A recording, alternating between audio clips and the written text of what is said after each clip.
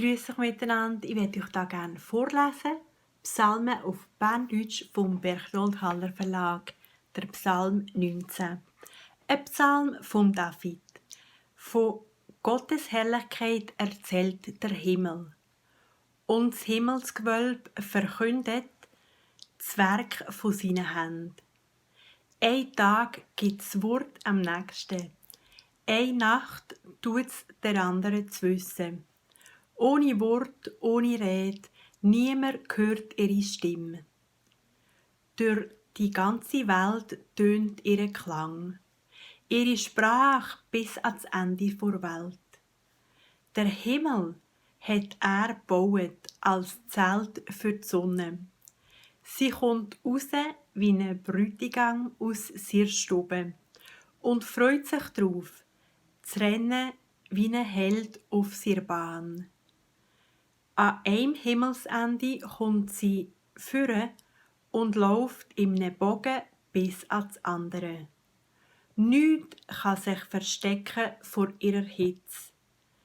Am Herr seine Weisung ist vollkommen und gibt ihm neuen Mut. Am Herr sein Zeugnis ist zuverlässig und gibt Weisheit am Dummen. Herr, seine Vorschriften sind richtig. Sie erfreuen ihm das Herz.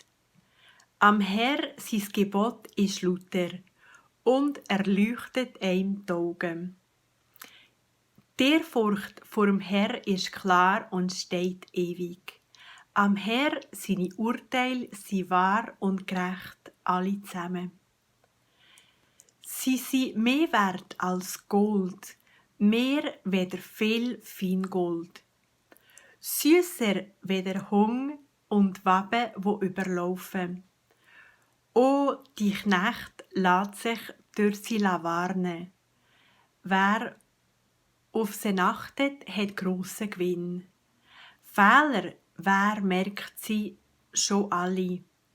Von denen, die ich nicht merke, machst du mich frei. Behüte dich nicht vor überheblichen Menschen, dass nicht sie mich regieren. Dann bin ich ohne Fehler und frei vor grosser Schuld. Die Worte, die ich rede, sollen dir gefallen. Was ich in meinem Herz bewege, soll vor dir kommen. Herr, mein Felsen und mein Erlöser,